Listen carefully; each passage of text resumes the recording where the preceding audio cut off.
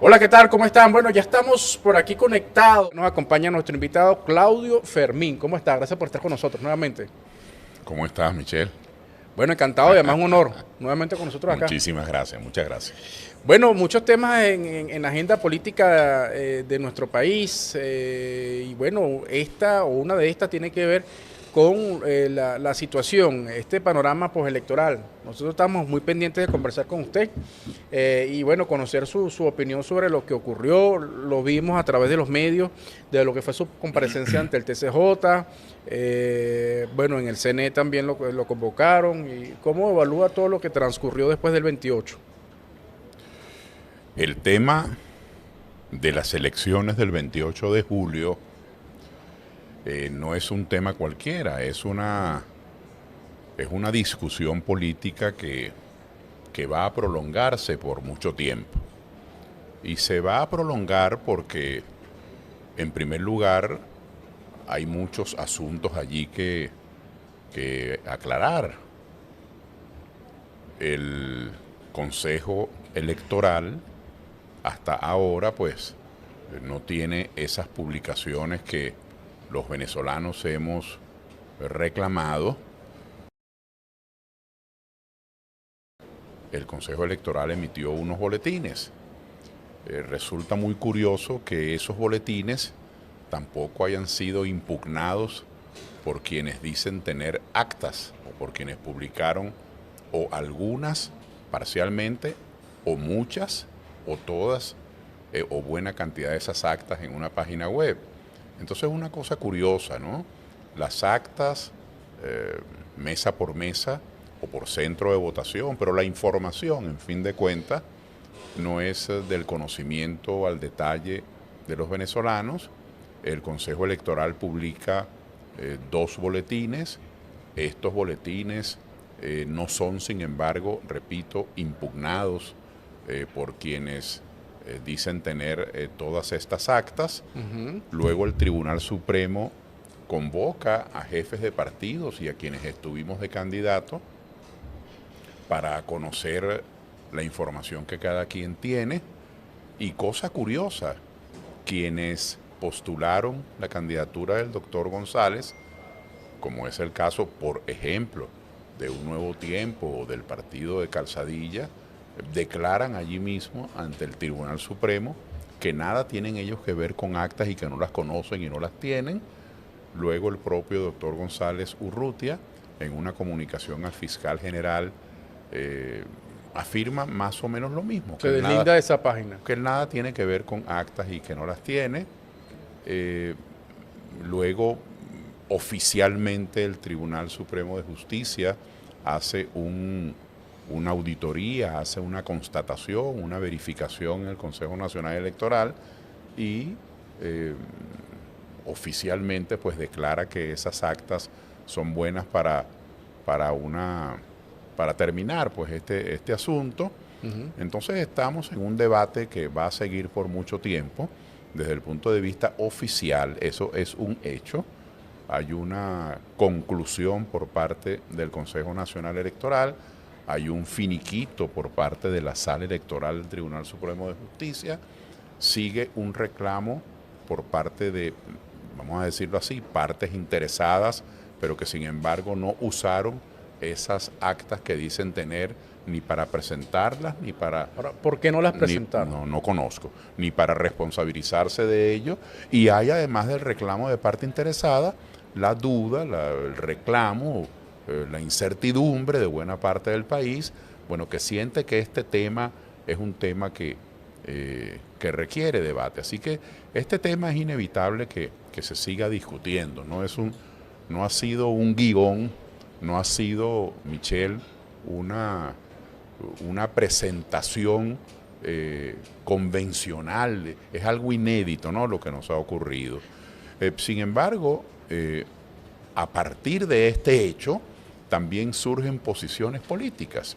Hay quienes, por ejemplo, afirman que el único tema en la agenda del país es el tema del 28 de julio, que solamente eso debe discutirse, que nada más debe abordarse. Otros pensamos que el tema del 28 de julio seguirán discutiéndolo quienes consideren que es lo más importante. Tiene una importancia, pero hay quienes lo consideran el único tema importante. Y otros creemos que hay otros temas que deben seguir abordándose. ¿Qué vamos a hacer con el salario? ¿Qué vamos a hacer con el salario? Desde el año 2022, las pensiones, el salario mínimo siguen estando en 130 bolívares. ¿Es eso justo? ¿Es eso una decisión correcta, mantener eso congelado? ¿Qué vamos a hacer con el agua, con el abastecimiento de agua? Que en este momento, por ejemplo, solo para ilustrar la entidad del problema, todos los embalses del país están llenos, absolutamente todos los embalses están llenos. ¿Por qué entonces no llega agua? De eso podemos hablar más adelante. ¿Qué vamos a hacer con los apagones? Yo leí una noticia según la cual va a haber unos despidos, una especie de limpieza laboral en algunos organismos que tienen que ver con el sistema eléctrico, y entonces pareciera que votando a 10, a 15, a 20, a 30, a 2 ingenieros, ¿se resuelve el problema de la electricidad, o hay un problema de desinversión, o hay un problema de incompetencia técnica? Entonces, tú me preguntabas por el 28 de julio, y yo tengo que decir, porque estamos aquí estamos en vivo, entre gente además adulta, ¿no? Este programa, los niños, esto no será de su interés, y los adolescentes están en este momento en clases, no han salido todavía, y seguramente no es su interés prioritario. Pero entre adultos tenemos que admitir, ni siquiera entre políticos, sino entre gente que comprende la diversidad de intereses de la población, que aunque el tema del 28 de julio sigue en debate para algunos, eso no puede servir de candado, eso no puede servir de excusa para no seguir reclamando las reivindicaciones que la población requiere, para no seguir pidiendo, demandando que existan libertades esenciales. Por ejemplo, muchachos de 18 años, estudiantes universitarios, que están presos, decenas, centenares de ellos, porque estaban protestando o estaban de asomados después de los sucesos del 29 de julio. El 28 de julio no puede detener, en el caso nuestro, nuestra solicitud permanente de diálogo, de entendimiento, ni puede tampoco servir de puerta cerrada para que no se promuevan nuevos liderazgos. Es decir, el país tiene una agenda que tiene que discutir, y hay quienes creen, es una posición que luce como muy severa, luce como una especie de planteamiento ético, pero hay quienes creen que lo único que debe discutirse es lo que pasó hace 2 meses. Esto es una mineralización de los hechos políticos. Pero justamente de eso le quiero preguntar, para no despachar el tema tan rápido. Digamos, usted plantea varias cosas, que ya este tema electoral, eso pasó hace 2 meses, mucha gente, y el 10 de enero, seguramente el presidente Maduro, ahí están los resultados oficiales que ha metido el CNE. Es decir, ¿quién se juramenta para usted el 10 de enero? Porque pareciera, si uno se mete en España, resulta que ahora España parece que quiere imponer quién es el presidente en Venezuela, o ellos tienen una información de una supuesta página. Entonces, Miren, bueno, este dilema... Hay varias cosas, Michelle, en lo que tú estás planteando, ¿no? Nosotros los venezolanos tenemos encima un problema, de los miles de problemas que tenemos un problema muy, muy serio, que es ver cómo funcionamos como país, ver cómo de manera cotidiana vamos resolviendo nuestros asuntos.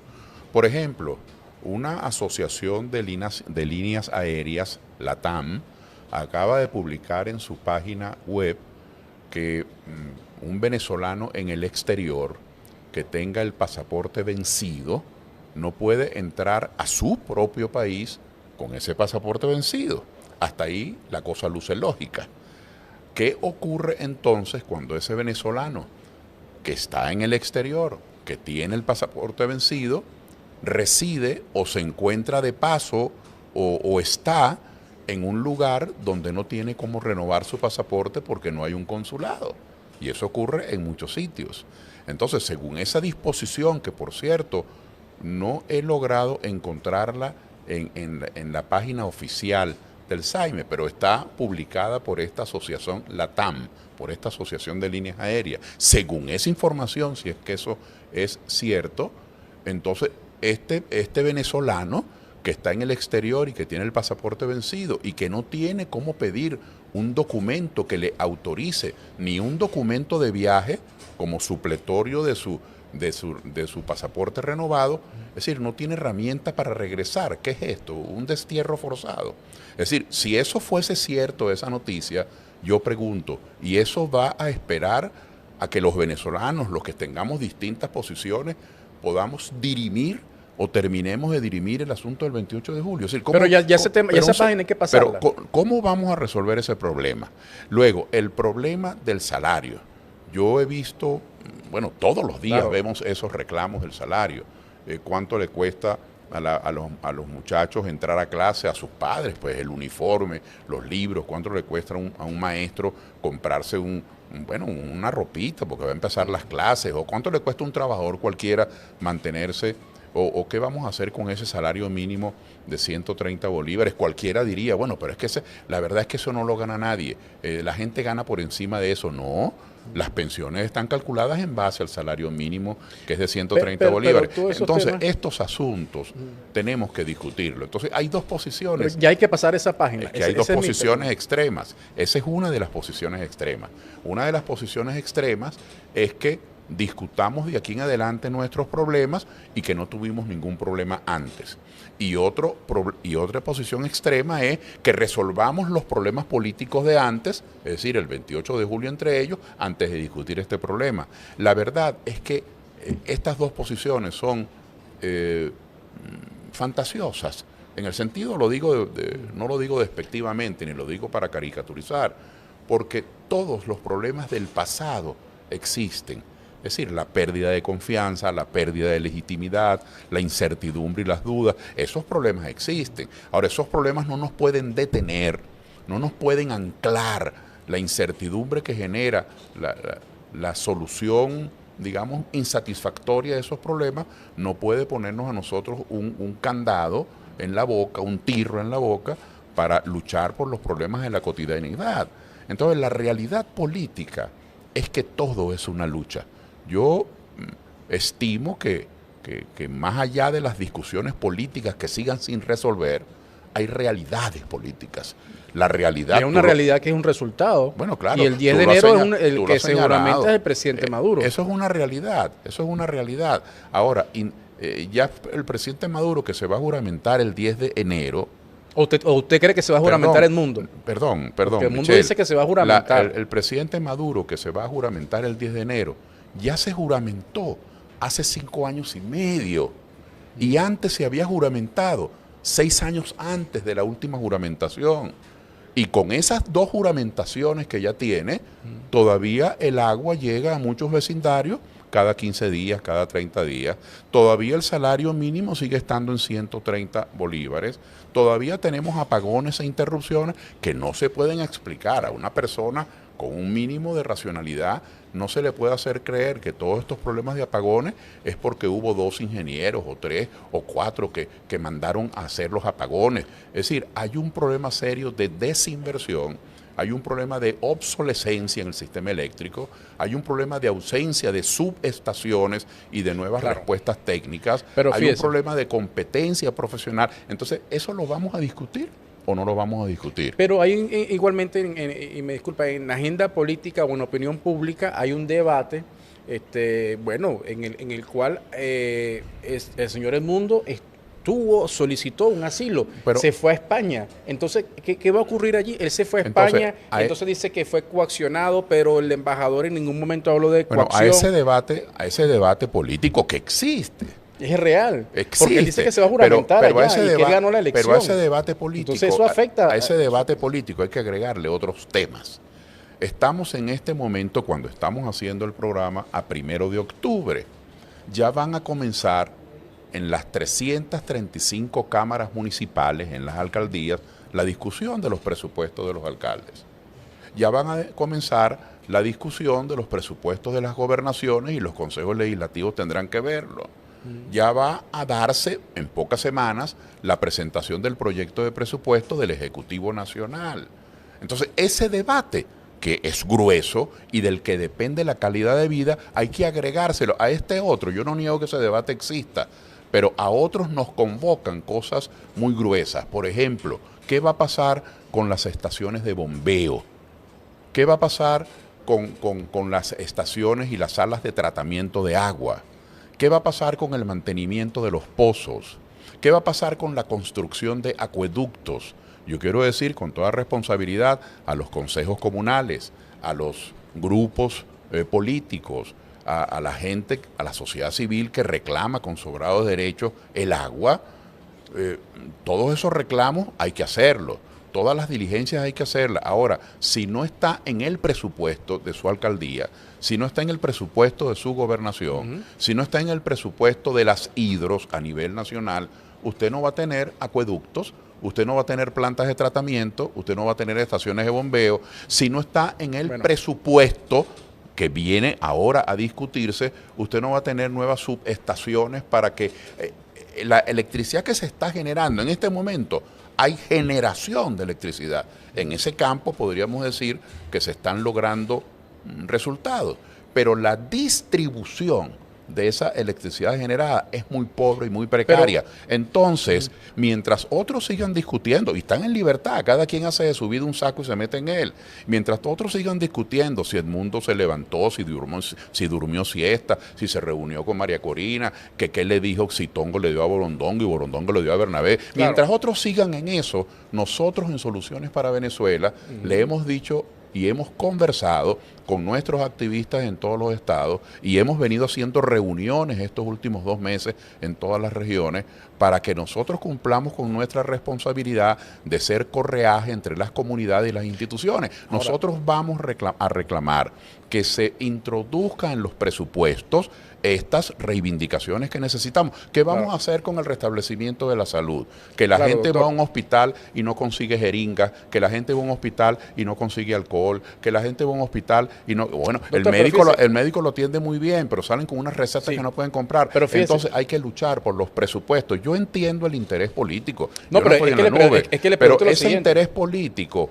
Hay cosas que han sido ya resueltas jurídica, administrativamente, aunque no hayan sido resueltas políticamente. Ya en la elección del 28 de julio, a su juicio, que es lo que le quiero preguntar, ya eso fue resuelto. Es decir, hay una sentencia del TCJ. No cabe duda, perdón, Michelle, las cosas en la vida ojalá fuesen así.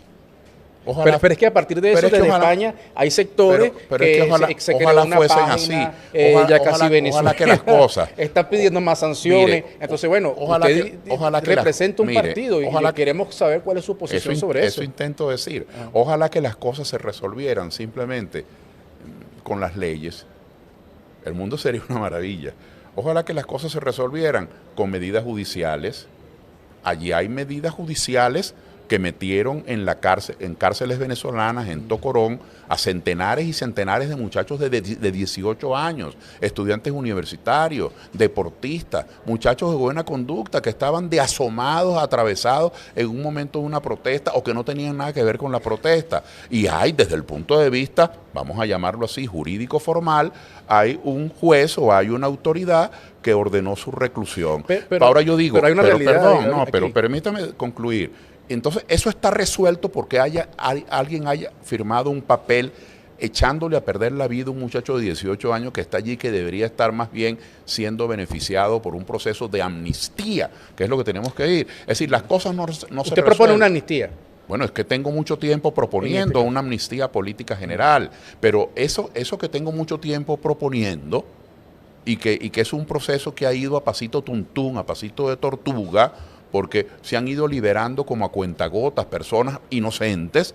El país tiene que entender que eso no se va a resolver porque un juez diga tal cosa. Es que el juez se puede equivocar, o es que eso pudo haber sido hecho en un momento en que esa medida a lo mejor fue tomada para que otros escarmentaran o como una medida disuasiva. Pero entonces las cosas...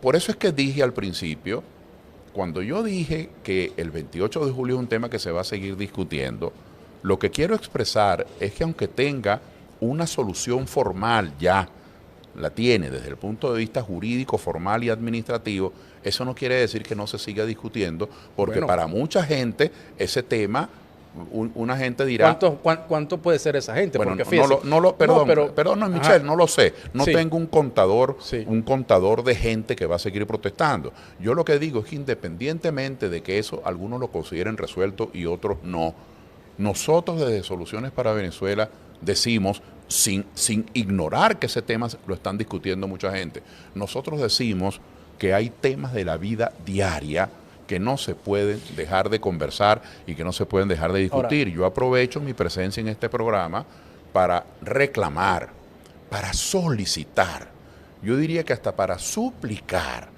que comprendamos lo que están pasando centenares y miles de familias que tienen muchachos de 18, 19 años presos, bueno, porque estaban en una protesta, porque estaban de asomados, porque estaban de parejeros, porque no tienen nada que ver, absolutamente nada que ver con eso que llaman terrorismo, que es de lo que los están acusando. Sí. Eso tiene que ser resuelto, eso tiene que ser resuelto. Yo no estoy hablando de una cosa baladí.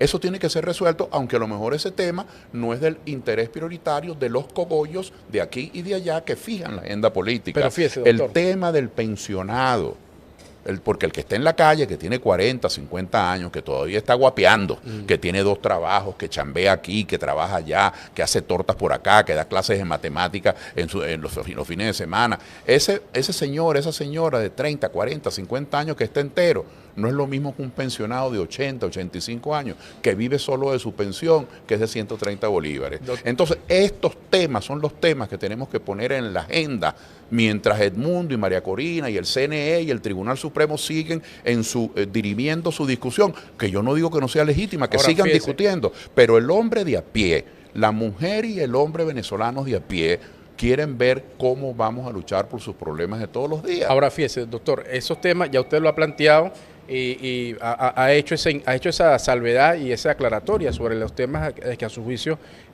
digamos, están allí. Pero ocurre lo siguiente, desde España, con lo que fue la partida del señor Edmundo, ya parece que se está reconfigurando un sector de la oposición radical que se reúne con Vox, que se reúne con el Partido Popular, se habla de solicitud de más sanciones contra Venezuela. Eso es una realidad, es decir, sí, eso es son más de 900 medidas coercitivas a las que está siendo sometido Venezuela. Y en este momento hay personas desde España pidiendo más sanciones. El gobierno de Estados Unidos ha amenazado con más sanciones si no se hace lo que ellos solicitan. Entonces, bueno, también, digamos, la gente quiere saber las voces o cuál es la posición que tiene la dirigencia política también opositora, o es que acaso este sector es el que representa a la oposición. Mire, porque por allí se fue una gente. Que celebro que introduzcas ese tema. De la página Ya Casi Venezuela. Mire, celebro que introduzcas ese tema. Yo diría, compatriotas todos que están viendo este programa de Michelle Caballero y de Venezuela News, yo diría que es quizás uno de los problemas políticos, no el único, pero es uno de los problemas políticos más sensibles y más dolorosos, humillantes que estamos viviendo. La pérdida de la soberanía. Yo invito a los sectores políticos, a los sectores de la cultura, a los universitarios, a los sindicalistas, a los patriotas y a los compañeros activistas de los partidos de todas las tendencias, a que repensemos el tema de la autodeterminación. Eso hay que repensarlo con fundamento, porque ese bloqueo al cual te estás haciendo hace referencia, y que muchos, entre ellos yo, pero muchos, hemos venido denunciando y protestando desde el primer día, como una acción dañina contra Venezuela, como una acción que le impide a Venezuela el ejercicio del libre comercio, como una acción que trata de extenuar al país porque lo somete al agravamiento de la crisis bajo la premisa, según la cual, que mientras no haya ingresos en Venezuela, habrá menos capacidad de responder a las necesidades de la gente, habrá más descontento y al final, pues entonces habrá una implosión. Es decir, hay toda una estrategia perversa, que es la estrategia de agravamiento de la crisis y que el bloqueo la representa y la materializa. A estas alturas, después de 10 años de un bloqueo muy severo, porque no solamente son las 900 medidas, esas 900 medidas no es que sean poca cosa, eso es muy grave, pero todo eso genera un régimen de desconfianza en el mundo. Por ejemplo, ¿quién va a venir a invertir a Venezuela si la penitencia por invertir a Venezuela es que le cierran sus cuentas en otros países, que no puede invertir en otros países?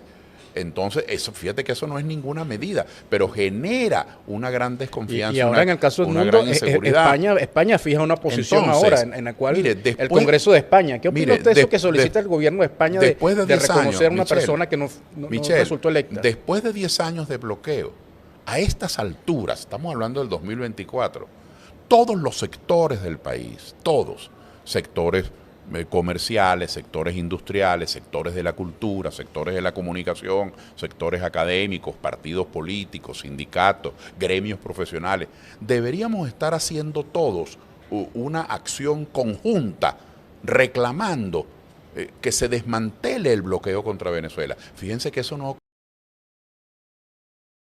nos hemos podido unir en una tesis que es una tesis de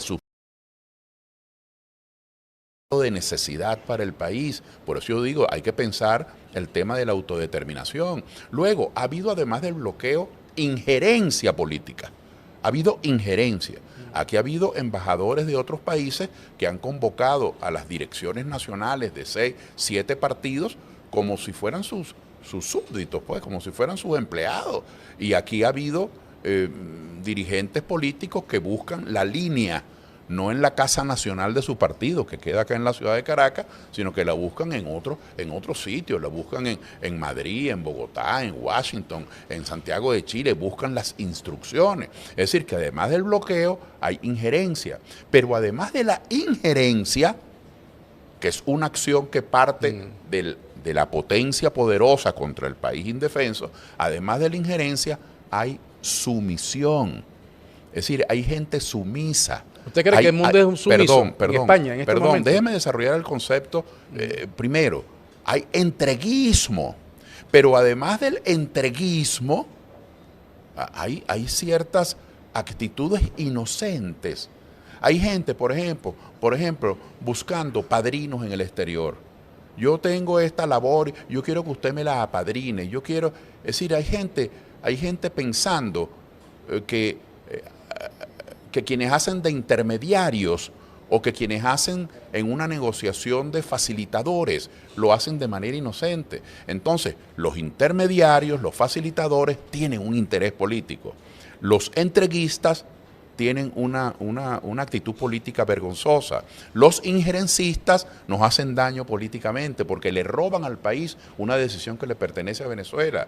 Los promotores del bloqueo y quienes lo aceptan le están haciendo daño a Venezuela, a su producción, a su economía, a su dignidad. Y la gente inocente que bien para protagonizar o bien para darse bomba o para tratar de conseguir 4 pullas aquí, 4 pullas allá, comienzan a buscar padrinos o gente que se solidarice con sus obras, que claro, siempre presentan el rostro de obra social, de obra de solidaridad humana.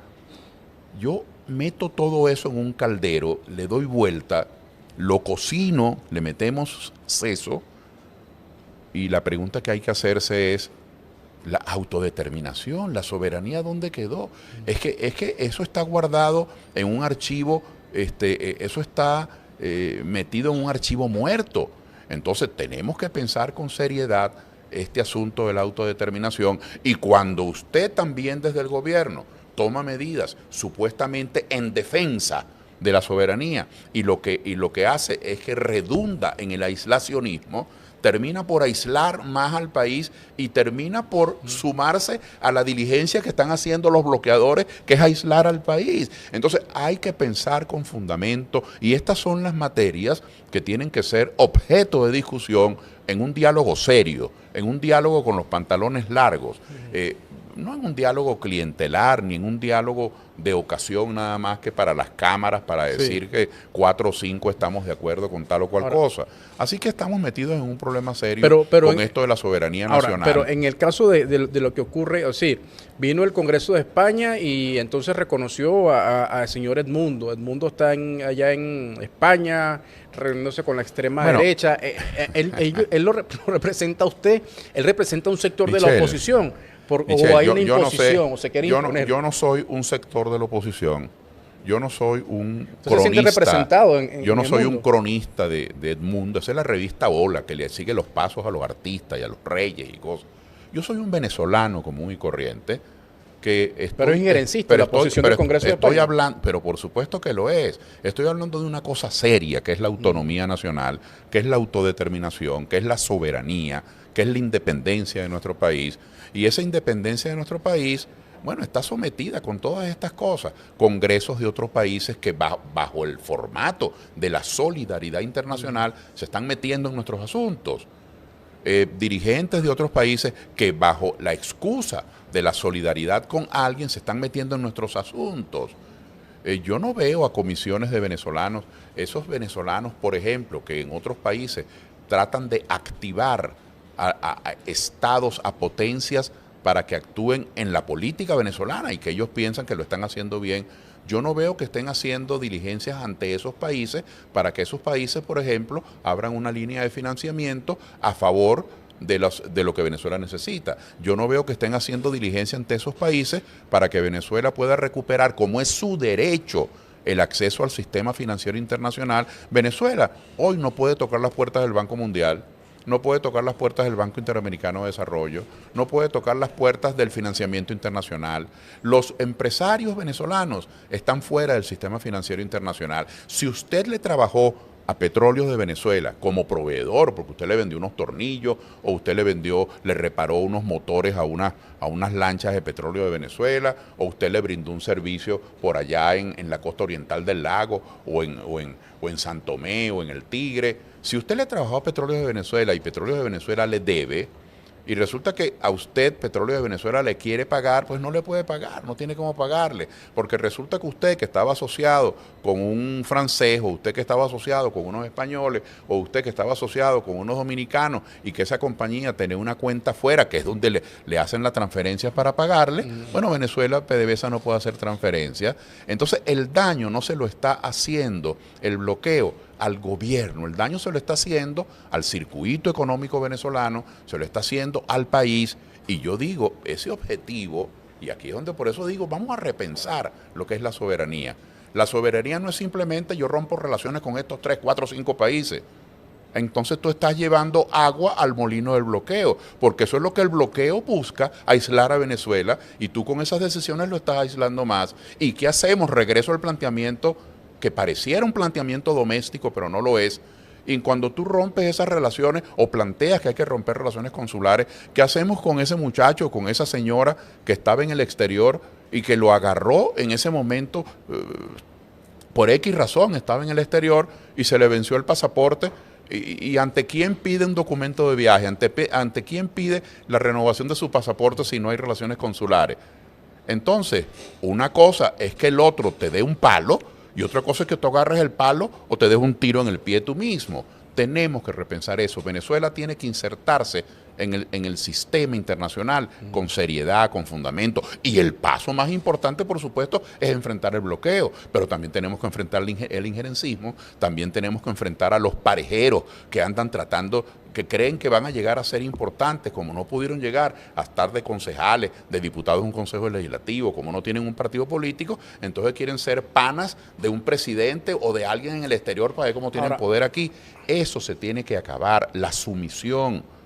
Entonces estamos llegando a un punto de deshilachamiento del sentimiento nacional, que a veces pienso, Michelle, que estoy hablando solo.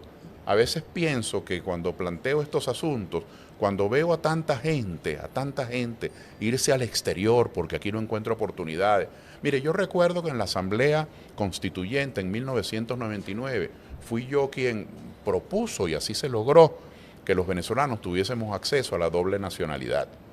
Y lo digo con reflexión con reflexión un poco no tímida, pero muy, no tengo una idea clara de cuáles fueron las consecuencias, porque esa propuesta, ¿por qué se hizo? Esa propuesta se hizo porque un venezolano que estaba en el exterior por razones de estudio, o por razones de salud, o por razones de trabajo, o accidentalmente, resulta que en el exterior era un ciudadano de segunda y era marginado como extranjero, y una manera de darle al venezolano una protección era permitirle tener una segunda nacionalidad porque estaba casado por cualquier razón. Pues entonces resulta que ahora, lo digo con mucho dolor, yo comprendo las razones, pero no deja de dolerme.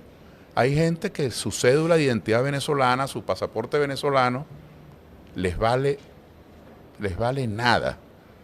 Más bien estarían muy orgullosos de tener un pasaporte de otra nacionalidad. Sí. Es decir, se cambiarían la nacionalidad como quien se cambia la camisa o se cambia la ropa interior. Entonces, lo que nos está pasando va mucho más allá de las agresiones a un gobierno, va mucho más allá de la defensa supuesta que corrientes políticas buscan en el exterior o solidaridad. Lo que nos está pasando es que con todas estas acciones, con las acciones de sumisión, con las acciones de injerencia, con las acciones de bloqueo, con las acciones de aislacionismo, que son tiros en el pie, estamos devaluando hora tras hora la soberanía nacional. Ahora, y eso tiene que ser parte de un diálogo serio. Entonces el problema no está en el yo te dije, que tú me dijiste, que el otro me dijo, que el otro bebió café, que el otro salió en bata de baño, que si el mundo se levantó, que si se quitó las lagañas, que si el otro lo llamó. Chicos, la política no puede seguir en ese carnaval de chisme. Los problemas de los venezolanos los tenemos que resolver nosotros. Y nosotros los venezolanos, aunque el debate del 28 de julio continúe, porque eso va a continuar. ¿Pero hasta cuándo se puede llevar? Bueno, si ya una decisión hasta que el día de enero se juramente el presidente Maduro. Ese debate seguirá hasta que tú sigas preguntando por él. Bueno, ya hay que pasar la página. Yo no sé. Pero a la gente les gustaría ver que ustedes, ya se pasa la página. No, es que el doctor es que pasar Claudio la página. Dice que ya se pasa la página. Pasar la página es una expresión que transmite la idea de que hay temas que no tienen ninguna importancia. ¿Para qué los vamos a seguir abordando? Pero a la gente realmente le interesa. Bueno, a mí, yo he dicho lo que más me interesa a mí. A mí lo que más me interesa es que se suba el salario de los venezolanos, que se resuelva el problema del abastecimiento de agua, que se liberen esos pocos muchachos inocentes que estaban asomados en una manifestación o de parejeros allí. Pero eso es pasar la página. No, yo lo que he dicho es que el problema de la represión tiene que resolverse, que el problema del desempleo tiene que resolverse, que en estos días vi una propaganda. Que hay acciones injerencistas que buscan generar violencia en Venezuela, porque... Pero yo no lo dije. Ahí está. No, pero para referirme a la página. No, tan creo que lo dije, y creo que es una humillación esas acciones injerencistas. ¿Qué opina usted de lo de Eric Prince? Eric Prince, esta página, aparece el señor Simonovich, ahora, después que Donen, que no sé qué, después que yo te dije todo esto, después que yo te dije todo esto, ¿qué crees tú que puedo opinar de Eric Prince? Bueno, me parece que es una, no sé, pues es una de esas acciones insólitas, que la gente celebre ver a su propio sepulturero en la puerta de su casa. Es una cosa absurda, ¿no? Pero estos temas van a seguir. El debate político, no aquí. Vean el debate político, por ejemplo, en los Estados Unidos de América, que es un país, usted mete Dinamarca, Alemania, Japón, los Estados Unidos, Canadá, y usted tiene que convenir que son países altamente desarrollados, no solo en lo económico, sino con universidades de alto nivel y con producción literaria y cultural extraordinaria. Y usted ve como un candidato en los Estados Unidos le dice a la otra candidata que usted nació con retraso mental. Le dice el señor Trump a la señora Kamala Harris. Entonces, ¿qué quieres que te diga? Es decir, que la devaluación del discurso político, que el apartarse, el alejarse de la política, la protesta de la ciudadanía aquí en New Jersey, en París, en Roma, en Tel Aviv, el distanciamiento de la gente en relación a la política, no es porque la gente es malagradecida o porque la gente es ignorante, sino porque la gente observa con sobradas evidencias que no se están abordando sus problemas, sino que la chismografía política sigue definiendo la agenda, y luego hay una chismografía mayor. En el caso nuestro, Michelle, que estamos padeciendo una polarización extrema, y polarización extrema que está definida por una especie de leitmotiv, de motivo, de motivación mayor, que es que los cerebros intelectuales de ambos polos de verdad creen, no es un fingimiento, de verdad creen que el país estaría mejor si el otro no existiese. Es decir, tienen un pensamiento segregacionista. Ellos creen, por ejemplo, en algunos de estos elementos que forman parte de los dos polos, que si se lograse extinguir o si se lograse borrar del mapa al otro, Venezuela sería el paraíso terrenal. Entonces, estas son posiciones no solamente perversas, sino que son posiciones productos de la ignorancia política, porque en el país tenemos que convivir todos. Y así como tenemos que repensar el problema de la soberanía, tenemos que repensar el entendimiento. Una sociedad que no logre un tejido de entendimiento, una sociedad donde no seamos capaces de ponernos de acuerdo, una sociedad que privilegia el conflicto por encima del entendimiento, que prefiere la discordia a la concordia, es una sociedad enferma. Entonces, no solo es que tengamos un buen presidente o un mal presidente, un buen gobernador o un mal gobernador, sino que tenemos el instrumento desafinado. Es decir, estamos poniendo la mirada histórica donde no es. Venezuela tiene que aprender a entenderse, Venezuela tiene que aprender a convivir, Venezuela tiene que resolver sus asuntos del día a día. Por eso yo insisto, y tengo que aprovechar la gentileza de tu invitación, para insistirle a los compañeros de Soluciones para Venezuela, con quienes me he venido reuniendo después del resultado electoral en diferentes regiones del país, tienen que hacer la diligencia del presupuesto.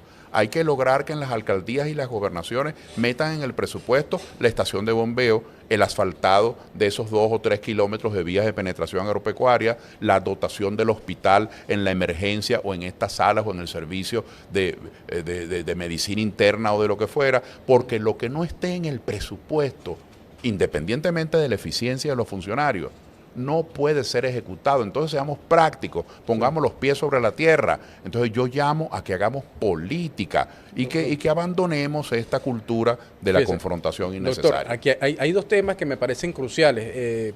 Fíjese, aquí por ejemplo me aparece Nelson Medina, hay mucha gente conectada. Nelson Medina, por ejemplo, usted cuando se refería a los jóvenes, se desató violencia entre el 28 y el 30. Usted decía, bueno, yo estoy seguro que es así que se refiere a otras personas, pero aquí dice, usted se refirió al término asomado. Entonces Nelson Medina dice, asomado o asesinando jefas de CLAP. Refiriéndose a lo que ocurrió, creo que fue en el estado de Aragua, señor Medina, o el estado Bolívar. Señor Medina, una persona que asesine a otro, sea un jefe de CLAP, sea un policía, sea un motociclista, sea un autobusero, una persona que asesine a otro, tiene una intencionalidad, aunque lo haya hecho en defensa propia. Pero aquí se ha dicho mucho, señala, no, ese es preso político y resulta que ha cometido delitos. Bueno, eso también ha sido una práctica. Hay gente que ha cometido delitos. Y lo hacen pasar como preso político. Hay gente que ha cometido delitos. Y hay gente que ha estado en acciones terroristas. Y hay gente que ha estado conspirando. Hay gente conspirando contra Venezuela en este momento. Perdón, Medina. Pero hacer justicia es decir, esta otra persona, como yo lo dije en lenguaje coloquial, es un asomado. Aquí todos sabemos, no hay que ser experto en sociología o en psicología de masa para saber lo que es un asomado. Un asomado, tú tienes una manifestación, hay gente que está en la manifestación porque fue a ver al artista en el templete, no porque esté respaldando un partido político. Ahora, hay gente que está en la manifestación, el motociclista, no porque él está respaldando a tal candidato o candidato, sino porque los panas motorizados fueron allí y él por contagio, porque así actúa en los seres humanos, muchos actuamos de esa manera o actúan de esa manera en cualquier momento, pues se metió en eso. Entonces, hacer justicia es separar la medicina buena del veneno. Y yo llamo a que se haga justicia porque hay centenares de personas detenidas que no son terroristas ni son delincuentes, como habrá detenidos también, yo no tengo por qué dudarlo, porque el Venezuela está en una situación muy convulsa, como hay gente detenida, seguramente, según evidencia, por estar conspirando, ¿Usted cree que había un plan para generar violencia después del 28? Es decir, había un sector que jugaba a la violencia, de generar violencia luego de conocidos los resultados. Mire, ¿Eso fue un plan o fue algo espontáneo, como tratan de venderlo algunos sectores? La confrontación extrema no tiene esos vetos contra la violencia. En la confrontación extrema, los cerebros intelectuales de ambos extremos consideran a la violencia un buen auxilio, bien para liquidar a este por esta razón, o de allá para acá para liquidar a este por esta razón. Entonces, uno de los grandes problemas de esta cultura segregacionista, de esta cultura de creer que hay venezolanos que no merecen serlos, que hay gente que no merece estar vivo y que si estuviesen muertos nos harían al país, nos harían mejor la vida. Entonces, ¿cómo no va a haber violencia? Si esas son las motivaciones que se han estado inculcando, esa es la semilla que se ha estado germinando, esa es la cultura que se ha estado regando, que si usted le hace esto a alguien que no hace sino dañar la sociedad, es decir, quite esa manzana podrida de la cesta. Entonces, esa es la metáfora. Entonces, dolorosamente sí hay violencia inducida, porque la violencia no se considera algo letal contra la sociedad, que lo es, sino que la violencia Fueron 25 muertos. Perdón, es que cada quien cuenta los suyos. Mira, cada quien cuenta... ¿Cómo lo vio usted? No, yo lo veo como lo estoy viendo. A mí me duele igualito, el muerto que es de oposición o el muerto que es del gobierno. Yo no hago esas clasificaciones, Michelle. Yo no hago esas clasificaciones. Pero hubo 25 muertos, hubo 25 fallecidos. A mí me duelen mucho como venezolano, no solamente los 25 fallecidos que salieron en la noticia, sino los muchos otros que a lo mejor no han sido reportados. Y me duelen los fallecidos, y me duelen los torturados, y me duelen los encarcelados, y me duelen los que tuvieron que emigrar, y me duelen los que no pueden reconciliarse con su familia porque no se pueden encontrar, y me duele el muchacho policía o guardia nacional inocente que tiene que seguir una instrucción con la que no está de acuerdo, y me duelen los muchachos que estaban ahí de asomados, que no son terroristas y están presos. Entonces yo sé que mi voz no forma parte, digamos, del decálogo de buenas costumbres en la polarización extrema, porque en la polarización extrema hay que decir, todo esto es malo y todo esto es bueno, y eso no es verdad. Le quiero Entonces preguntar. vamos a reencontrar al país. Por eso digo, perdón Michelle, así como debemos repensar la autodeterminación, tenemos que repensar lo que es entendernos entre nosotros. Entonces, el trabajador no va a hablar con el patrono. Bueno, ¿y cómo logra entonces un mejoramiento salarial? Entonces, el estudiante... ¿Cómo puede mejorarse el salario? El estudiante no va a hablar con el profesor. Bueno, ¿y cómo pide una revisión de nota? Entonces, el dueño de una cacharrita, de un carro viejo, no habla con el mecánico. Entonces, ¿cómo le reclama que el carro no quedó bien? Entonces, el gobernante no habla con el opositor. Bueno, ¿y cómo se entera de verdad de las fallas y de las deficiencias? ¿O va a hablar solo con sus aduladores? Hay dos temas que le quiero preguntar. Bueno, varias cosas, pero quiero que me responda a esto. Seguro. Hay elección en el año 2025. El presidente anunció que hay elección. Eso es una realidad. En Bueno, el 2025 hay elecciones a la Asamblea Nacional, gobernadores, alcaldías, consejos legislativos. Y usted ha dicho algo interesante. Usted ha dicho... tenemos que prepararnos porque viene el año que viene el tema del presupuesto El sector es la oposición. No. Eso es un sector. Y es un sector del país. Incluso todos los opositores juntos, tanto esa oposición extrema o abstencionista o dominada por potencias extranjeras y los otros opositores nacionalistas. Hay una oposición dominada por las potencias extranjeras. Pero es que eso es evidente. Pero como las potencias extranjeras han tenido aquí mucho peso en un periodo sobre la oposición, o las oposiciones, y en un periodo sobre el gobierno. Por eso es que no nos estamos chupando el dedo. Bueno, hay que repensar la soberanía. Aquí hay demasiado injerencismo metido. Pero todas esas oposiciones, incluida la que yo pudiera representar. ¿Qué oposición representa usted? Incluida la que yo pudiera representar, que es una oposición democrática, popular, de entendimiento, nacionalista, cívica. Estamos muy equivocados, o estaríamos muy equivocados, si creemos que representamos a todo el país descontento. No, aquí hay muchos venezolanos descontentos que no se sienten identificados con la oposición. Aquí hay muchos venezolanos descontentos que son chavistas y que no están identificados con ninguno de los sectores de oposición. Entonces el descontento hizo metástasis. El descontento es una consecuencia de los planes económicos no alcanzados. El descontento... solamente está descontento el que es de AD, el que es el primero. Y como el bombardeo que algún sector todavía fantasea que hay que lanzar elecciones. Pero claro, usted ha dicho ahorita, es importante ir al tema del presupuesto, en los consejos legislativos, municipales, etcétera, etcétera.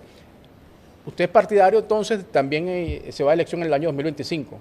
Es importante que las oposiciones vayan a esa elección del año 2025. Te digo, pues ya hay sectores que están jugando el chantaje. No se puede ir a elecciones en el año 2025. Los extremos son así.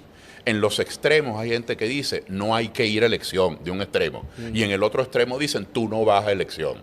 Esos son los extremos.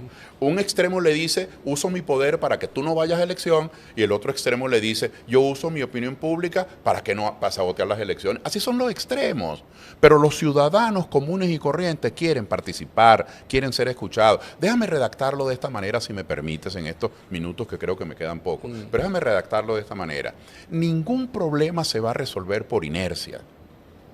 Ninguna reivindicación la vamos a conquistar por generación espontánea, porque salga el sol, porque salga la luna o porque llueva.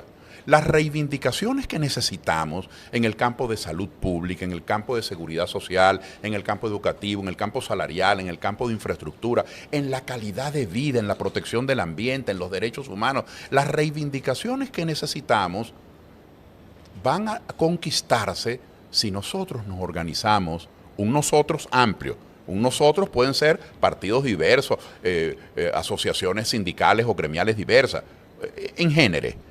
Pero si esos líderes que se están organizando, si esas mujeres que luchan sin cansancio, porque a la mujer se le dé un trato digno, tanto laboralmente como jurídicamente, como que se sancione y se prevea debidamente las agresiones familiares contra la mujer. Si esas mujeres que están luchando por una causa justa no tienen una tribuna desde donde darle volumen a su lucha, si esos trabajadores que están reclamando mejores condiciones de trabajo no tienen un espacio desde donde hacer fuerte su reclamo, si esos comerciantes, chicos, que están siendo matraqueados con un disfraz legal, porque todos los días la voracidad fiscal de las municipalidades le sube los impuestos al comercio, es decir, a la gente que paga la nómina, a la gente que paga impuestos, a la gente que provee servicios. Si ellos no tienen un espacio de donde hacer sus reclamos, entonces sin las elecciones, lo que pasa es que en la confrontación las elecciones es, este le ganó a aquel derrotó a este. Ese es un lenguaje completamente superfluo. En las elecciones se le brinda a la población un espacio para que participe y tenga una voz. Yo soy partidario de las elecciones, en primer lugar, porque son espacios que los ciudadanos requieren para ellos desde allí luchar por sus reivindicaciones y sus conquistas. Ahora, yo pertenezco a un partido que tiene una manera de actuar, que tiene una ideología, que tiene una base programática, y yo, por ejemplo, creo absolutamente en el valor de los acuerdos, de los entendimientos, y no en el valor de los conflictos. Yo, por ejemplo, creo en la presencia plural de la sociedad en los organismos públicos y no en el monopolio de las decisiones por parte de una clase social. Bueno, no todos los partidos pensamos igual. Pero van a las elecciones. Yo, por ejemplo, creo para Venezuela va a las elecciones. Pero por supuesto, yo, por ejemplo, creo que no basta simplemente con que haya una ley o un decreto. Usted puede tener leyes y decretos y decretar todos los días la catarata de cosas que usted quiera.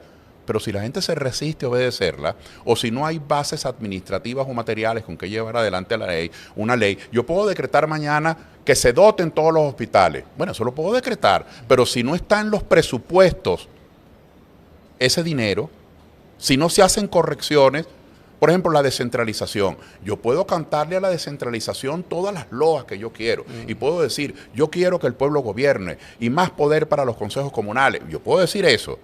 Pero si usted, cuando aumenta el petróleo, porque va a aumentar el barril de petróleo con estas trágicas guerras que tenemos en el Medio Oriente, aumenta el barril de petróleo y resulta que el petróleo se vende a N a la 4 y usted lo presupuesta aquí a N. Usted presupuesta el barril en $60 y después el barril se vende de verdad en 85, por ejemplo. ¿Usted sabía que toda esa diferencia que hay entre el 60 que fue presupuestado el barril y el 85, que es el precio en que se vende, eso se considera ingresos extraordinarios? Y esos ingresos extraordinarios no son susceptibles de repartirse en el situado constitucional. ¿Usted cree que eso es justo? Ahora, entonces, esos son los temas que tenemos que discutir. ¿Y dónde se discute eso? En un consejo legislativo, en una asamblea nacional, en un consejo municipal, desde una alcaldía. Por supuesto que soy partidario de las elecciones, a menos que la gente crea que las decisiones públicas, llámense los errores que a usted lo perjudican, o llámense los aciertos que nos benefician a todos, porque hay decisiones buenas y malas, a menos que la gente crea que esos aciertos y esos errores los toman desde el aire unos brujos, unos magos. No, los toma gente que fue electa. Entonces sí vale la pena ir a las elecciones. Y por eso es que ese tema lo tenemos que introducir como un tema prioritario. Ahora, fíjese lo siguiente, ¿cómo se encuentra la oposición en este momento? Hay dos cosas. Primero, ¿cómo se encuentra? La oposición debe resetearse, debe reconfigurarse. Hay sectores que se abrogan de que ellos son la oposición, de que yo recuerdo ahorita a Gerardo Blake que apareció a nombre de Samud diciendo que ellos son la oposición y que el resto eran entreguistas, alacranes, etcétera, etcétera. Eso por una parte. Y por la otra, también quiero preguntarle, ¿qué va a pasar con la gente que no reconoce al CNE? Porque el mundo lo citaron y él representa un sector político. A él lo citaron en el Ministerio Público, no fue, lo citó el TCJ, no fue. Es decir, esa gente debe seguir participando en una elección que ya probablemente se sabe que no reconocen los resultados. Esos son dos temas. Mire, cada quien está muy marcado por su formación y cada quien está muy anclado a sus objetivos. Yo, por ejemplo, no solamente creo, sino que procuro la reconciliación humana. Yo creo en la reconciliación. Yo creo en la rectificación. Yo creo en los cambios de actitudes. La oposición debe rectificar. Mea culpa. Cuando a mí, por ejemplo, un estudiante sale mal en un examen, yo no me deleito cuando pongo un 0,8, un 0,7. Yo hablo con el estudiante. Yo trato de ver si fue que no me expliqué bien, si fue que no tuvo materiales de apoyo. Yo trato de ayudarlo para que ese 0,8 lo convierta en 16, en 18. Yo creo en los cambios de actitudes. Yo no puedo llegar al aula, como soy educador en ejercicio, y decir, vamos a ver, Martínez 0,4, Fonseca 0,2, Fermín 0,1, etcétera. Entonces, en el segundo examen, dejarme prejuiciar por lo que el estudiante sacó en el primero. A este sacó 0,1, pero ¿y por qué le voy a poner 15? No, vamos a ponerle 0,9. Yo creo en los cambios de actitudes, yo creo en los cambios de conducta, yo creo en la política, yo creo que la gente y todos podemos cambiar y podemos asociarnos. Hay gente que no cree en eso, aunque se llamen políticos. Hay gente que cree es en la extinción del contrario, en ponerle todo el tiempo 0,1 para que el muchacho respete. Incluso hay profesores que dicen, no señor, 20 lo saca el libro, 19 el profesor y ustedes saquen de 18 para abajo. Bueno, esas actitudes soberbias, absurdas, necias, también existen en la política.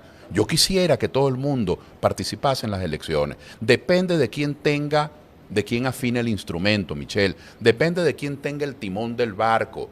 Si yo me llego a tener influencia o a dar una opinión que tenga influencia, o si me tocare decidir en una circunstancia donde hay 10, 15 inhabilitados y 4 que están fuera del juego y 10 que no quieren participar, yo no es que voy a decir, estos están fuera, no. Yo comenzaría por llamarlos a cada uno de ellos, a ver cómo nos podemos entender, a ver cómo podemos hacer que Venezuela esté más integrada, a ver cómo podemos ponerle tape negro a los cables pelados que tenemos los venezolanos. Tenemos que promover el entendimiento. Mire Vietnam, un país que fue tan malogrado. Ese sector dice que aquí hay una dictadura, pero mire Vietnam, y aquel país va disparado hacia el primer mundo.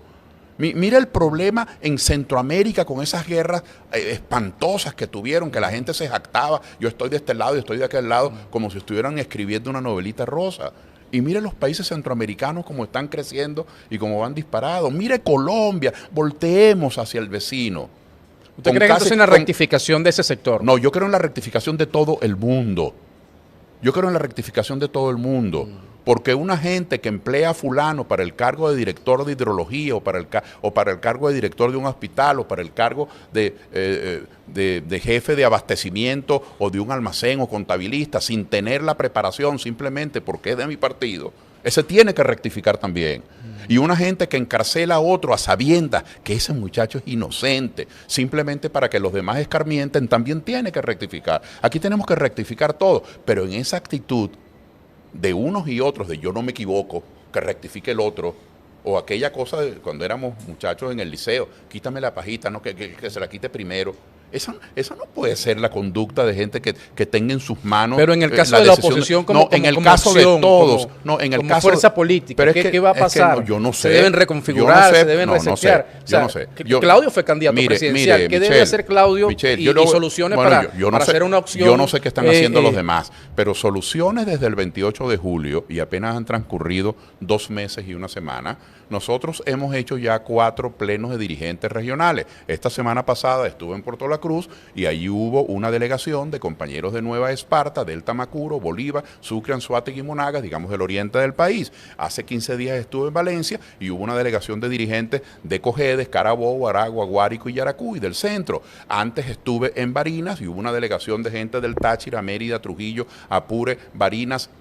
Nosotros somos un modesto partido político que apenas tiene 6 años, pero que tenemos convicciones muy firmes y estamos reorganizándonos, y una de nuestras primeras medidas de reorganización, estamos distribuyéndonos el trabajo para tratar de presionar, de solicitar, de rogar, de suplicar, de jalar, como tú lo quieras decir. Estamos tratando de disuadir para que se metan los presupuestos, lo que tiene con estaciones de plantas, con vías de penetración agrícola, con los problemas serios de los transformadores, con los problemas serios de la salud, que usted tiene que hacerse una resonancia magnética, bueno, y tiene que rezarle a todos los santos que se sepa y que no se sepa para conseguir un lugar donde hacerse una resonancia magnética, o que tiene que hacer un perfil 20 y que no hay un hospital donde usted se pueda hacer un perfil 20 gratuito, sino que tiene que hacerse en un laboratorio privado. Soluciones para Venezuela tiene su agenda, que es una agenda reivindicativa, y estamos también tratando de hablar con todo el mundo, con compañeros de diferentes partidos, a ver cómo borramos las fronteras partidistas para que nos entendamos por cada proyecto municipal y por cada proyecto regional. Entonces, cada quien tiene sus prioridades. Esa es nuestra prioridad. Hay problemas gravísimos, como los que aquí hemos mencionado. El problema de la autodeterminación, la soberanía está en crisis. Sí. Hay gente que no quiere ser soberano. Hay gente que le encanta ser mandoneado por otros, del signo que sea, del color que sea. Está en crisis. El entendimiento está en crisis. Hay gente que escuchará este programa y dirá: oye, ese señor sí es sinvergüenza. Entonces este señor está dispuesto a hablar con fulano. Pero pues claro. Bueno, y si usted necesita en su barrio, que los hay por centenares en el país, que corren las aguas negras, y usted necesita que se metan las cloacas en su barrio, ¿usted con quién va a hablar? ¿Con el secretario de Organización de Soluciones en su barrio? Perdió la diligencia porque ese señor no tiene poder. Usted tiene que hablar con el alcalde. Ah, pero ese es del PSV. Ah, pero ese es de Un Nuevo Tiempo. Usted tiene que hablar con el alcalde, porque es el alcalde el que le puede ayudar a usted a resolver el problema de cloacas en su barrio. Ah, pero hay gente que dice que sinvergüenza, chico, ese hombre está hablando con el alcalde. Entonces, la sensatez, el sentido común está muy extraviado. Vamos a encontrarnos, no sigamos perdiendo tiempo en la discordia. Eso no quiere decir que no vamos a polemizar. Yo no estoy diciendo que cancelemos el debate. Yo no estoy diciendo que juguemos a la víbora de la mar, somos todos igualitos. No, eso no es verdad. Vamos a hacer política, pero vamos a hacer política con seriedad. Toda esta telenovela, que con quién se desayunó fulano, que este le dijo a aquel. Entonces usted lee las páginas sobre política y es un chismorreo, con todo respeto por la gente de la revista Hola, que es una revista muy bien hecha, pero esto parece chepacandela. Entonces vamos a ponerle otra agenda a la política venezolana, Michelle. Gracias. A ti, Michelle. Claudio. Muchas gracias por invitarme. Doctor Claudio Fermín, profesor. Bueno, además me agradezco mucho porque tenía mucho tiempo esperando esta entrevista, además su posición sobre diversos temas del acontecer político de nuestro país. Llegamos así al final de hablando, claro, mucha participación en las redes, mucha. Lo dejamos aquí y bueno, sobre todo que hable nuestro invitado siempre dejamos que nuestro invitado dé su opinión sobre los diversos temas y bueno, aquí la idea es preguntar sobre diversos temas, igualmente el acontecer de nuestro país. Será hasta la próxima oportunidad. Cuídense mucho. Chao. Muchísimas.